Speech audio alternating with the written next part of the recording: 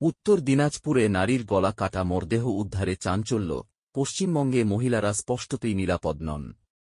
এই ভিডিওতে আমরা উত্তর দিনাজপুরের আরেকটি ভীতিকর ঘটনার রিপোর্ট করছি।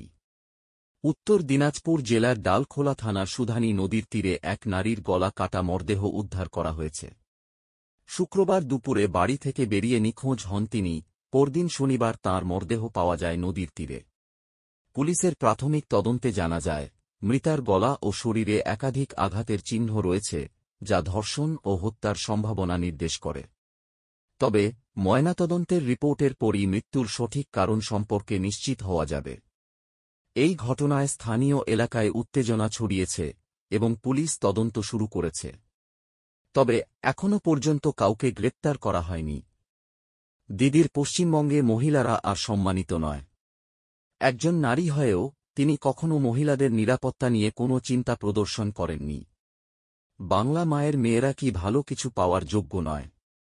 কোনো মূলধারার মিডিয়া এ খবরটি রিপোর্ট করেনি এবং তৃণমূল কংগ্রেসের নেতারা উত্তরপ্রদেশে ধর্ষণ মামলার প্রহার করতে যান, কিন্তু পশ্চিমবঙ্গের ঘটনাগুলি উপেক্ষা করেন।